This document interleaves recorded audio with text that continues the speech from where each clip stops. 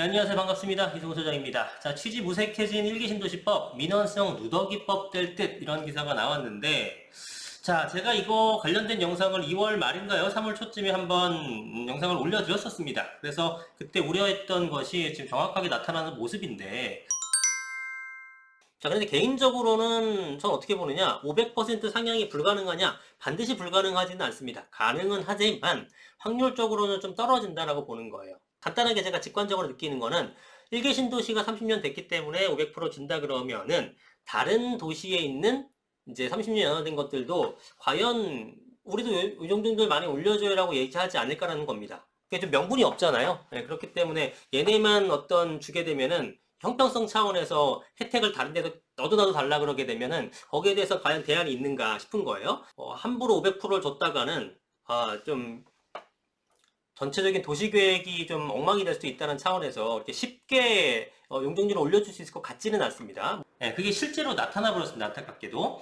그래서 그게 그런 부분이 형평성 부분에 제고가 되지 않고 해결 방안이 없다 그러면은 추진이 좀 어려울 것이다 라고 말씀드렸는데 지금 그런 모습이 나타나고 있죠. 자, 그래서 제가 개인적으로는 사실은 일기 신도시법에 대해서 옹호하는 입장이긴 합니다. 그러니까 이 발언이 조금 위험할 수도 있고 어떤 그 지방의 이 이해관계자 분들에게는 조금 안 좋게 들릴 수도, 부정적으로 들릴 수도 있겠지만 저의 어떤 뭐 이런 개인적인 어떤 그런 이해관계를 떠나서 일기 신도시 주변, 그러니까 일기 신도시 여기는 수도권 5개, 5개, 우리가 분당, 평촌, 일산, 3번, 중동 여기를 얘기하는 건데 여기가 사실은 수도권, 서울에서 굉장히 가까운 곳이고 사실 서울과 수도권의 집값이 가장 비싸다는 의미는 뭐겠습니까? 그만큼 수요 대비 공급이 부족한 지역이라는 것을 얘기해주는 거기 있잖아요. 그렇기 때문에 서울 수도권에다가 더 많은 공급을 해야 되는 것은 맞습니다. 그래서 서울 수도권에 최대한 공급을 많이 해줘야 이쪽의 집값이 안정화되고 전체적인 부동산, 전국 부동산 시장의 안정화를 꾀할 수 있는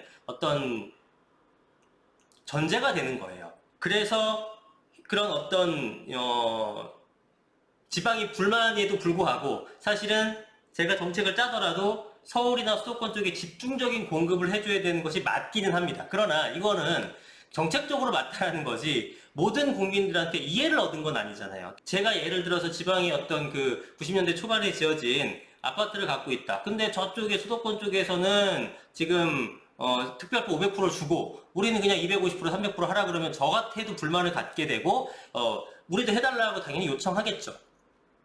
근데 그거는 충분히 이해가 갑니다. 자, 새 정부 국정과제인 1기 신도시 특별법안 제정이 이른바 전국 재건축법으로 변질될 것이라는 우려가 나온다. 6개 지방선거 앞두고 여야 모두 지역구의 민원성 법률안을 제출한 데다 1기 신도시 외 타 지역과의 형평성 문제가 불거지면서다. 그러니까 지금 여야 모두 당연하죠. 여러분들 실제로 이 선거가 치러지게 되면은 재개발만큼 표심을 얻는 컨텐츠가 없어요. 그죠? 우리 동네 개발해주고 우리 동네 개발하게 되면 내 집값, 내 자산이 올라가잖아요. 나 돈 벌게 해준다는데 누가 안 찍겠습니까? 그러니까 이거는 여야 본인들이 어떤 생각을 하고 있건 일단 우리 동네 개발시키겠습니다. 재개발하겠습니다. 재건축 활성화시키겠습니다. 무조건 나오게 됩니다. 이건 여야를 막론하는 거예요. 그래서 이런 것들이 지금 계속 나타나고 있다는 거고 그 와중에 이번 대선에서 어떤 굉장한 이슈 중에 하나가 됐었던 일기 신도시 특별법을 왜 거기에만 적용하냐? 우리 동네도 적용해달라. 이러한 민원이 계속 제기되고 있는 입장인 겁니다. 그래서 재건축 재개발 등 정비 사업을 위한 규제 완화를 1기 신도시 외 지방의 노후도시까지 확대해야 된다라고 얘기를 하고 있는 거죠. 충분히 이런 민원은 이해가 갑니다. 자, 그래서 국회 의안정부 시스템 보면 하태경 의원과 박찬대, 송갑석 더불어민주당 의원, 국민의힘 의원도 있고 더불어민주당 의원도 있죠. 이런 분들이 대표 발의한 법률안 외에도 1기 신도시를 포함한 노후 신도시 지원 법률안이 6건이 올라와 있습니다. 내용이 뭐겠습니까? 안전진단 완화해줘라, 용적률 높여줘라, 규제 완화해줘라, 그래서 활성화시켜줘라, 이런 것들. 왜 거기만 해줘? 우리도 해줘? 이런 얘기를 하고 있는 거죠. 거기에다가 경기도지사 1기 신도시 5군데가 다 경기도잖아요. 그런데 경기도지사 유력 후보들 역시 1기 신도시에서만 표심 받으면 되겠습니까? 다른 데서도 받아야 되죠. 그러다 보니 1기 신도시에만 국한하지 않고 노후도시 전체로 확대한 공약이나 법률을 냈다. 그러니까 신도시 아니더라도 90년대 초반 용적률 높아서 재건축 사업을 활성화되지 않는 곳은 전부 다 특별법 적용해 줄 수 있습니다. 라고 얘기하고 있다라는 겁니다. 이거는 국민의힘 김은혜 후보 외에 김동연 민주당 후보 역시 마찬가지가 되겠죠. 자, 원희룡 국토부 장관도 아리송한 답변을 내놨다. 자, 1기 신도시만 접근하지 않겠다. 1970년 지어진 아파트부터 매일 노후화되고 낙후된 지역도 방치되고 있으니 종합적인 계획을 짜겠다. 이런 발언을 하고 있고, 그러다 보니까 전국에서 이런 모든 민원이 제기되기 때문에 이걸 해결하지 않고 그 특별법을 1기 신도시만 적용하기도 애매하고, 이 500%짜리를 전국에 적용하게 되면 전국 공사판이 되겠죠. 난리가 납니다. 그거는 불가능해요. 불가능. 예, 그렇기 때문에 형평성 해결하지 않게 되면 전국에 다 하는 건 불가능하고, 형평성 차원에서 특별법만 적용하는 것도 쉽지 않아 보이니 난관이 부딪힐 것 같다는 생각이 드는 겁니다. 그래서 1기 신도시에만 국한된 특별법이 전국의 지역 민원법이 됐는데 법률안이 제대로 만들어지겠느냐, 이런 의구심이 생길 수밖에 없는 상황인 거죠. 자, 근데 제가 앞서 말씀드렸다시피 사실은 1기 신도시 쪽에만 추진하는 게 지방분들한테 죄송하지만 사실은 맞아요. 시장 전체의 안정화를 위해서는 공급이 부족한 지역, 그러니까 집값이 높은 지역에다가 지속적인 공급을 해주는 것이 맞습니다. 왜냐하면 지방 같은 데서는 만약에 집이 모자르지도 않거니와 사실은 수요 대비 공급이 사실 많이 부족한 건 아니거든요. 그리고 부족하다 그러면 옆에 땅들이 많아요. 굳이 기존의 중층 아파트를 부시고 넓게 지을 필요가 없이 옆에다 그냥 지어버리면 되거든요. 근데 서울 수도권은 그게 안 되기 때문에 이런 것들이 필요한 거고, 그러나 어쨌든 형평성 차원에서 이해는 안 되시겠죠. 그래서 이런 얘기 나온 겁니다. 1기 신도시 특별법이 나온 취지는 명확했죠. 서울 접근성이 좋은 경기권에 정부가 대규모 계획도시로 만든 곳이기 때문에 이미 인프라 갖추고 있고, 정비사업을 통해서 공급량을 수월하게 늘릴 수 있어서 수도권 주택난을 해결할 수 있어서 하는 거예요.